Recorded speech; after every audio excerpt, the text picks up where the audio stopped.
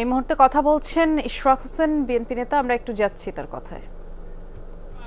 কাজ কিছুটা ব্যাহত হয়েছে, সেটার জন্য আমাদের নেতা দেশনায়ক জনাব তারেক রহমানের পক্ষ থেকে এবং আমার পক্ষ থেকে নগরবাসীর কাছে আমি করজোড়ে ক্ষমা চেয়ে নিচ্ছি। কিন্তু পাশাপাশি এটাও বলে দিতে চাই, একদিন আপনারা অবশ্যই বুঝবেন কেন আমরা আজকে এই কাজটি করেছিলাম, যেদিন গণতন্ত্র পুনঃপ্রতিষ্ঠা পাবে। 13টি মশলার এক দারুণ কম্বিনেশনে তৈরি ইফাত রশিদ বিরিয়ানি মশলা। উৎসব এখন প্রতিদিন। সেদিন আপনারা হয়তো বা বুঝতে পারবেন। তো প্রিয় নেতৃবৃন্দ, এখন আর বক্তব্য দীর্ঘায়িত কিছু নাই।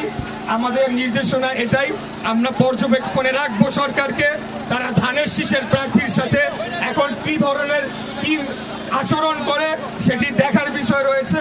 আপনারা জানেন আরেকটি নতুন রাজনৈতিক দল, তারা এটা নিয়ে নানা ধরনের বিভ্রান্তিকর লেখা লিখছে, পোস্ট লিখছে, ভুল আইনি ব্যাখ্যা দিচ্ছে।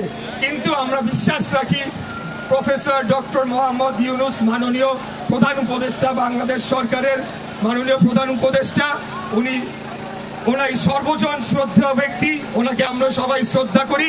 আমার নেতা দেশনায়ক জনাব তারেক রহমান বিশেষত আমাকে বলে দিয়েছেন তুমি ওনার কথা বলবে। ওনাকে শ্রদ্ধা জানিয়ে আমরা বলতে চাই, আপনার আশেপাশে এই যে কুলাঙ্গাররা রয়েছে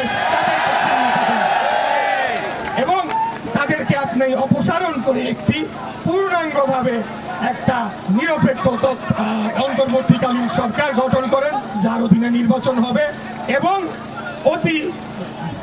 অতি দ্রুত অনতি বিলম্বে একটা নির্বাচনের তারিখ ঘোষণা জনগণ, বাংলাদেশের জনগণ দেখতে চায়, শুনতে চায়, এটা আমি মনে করি।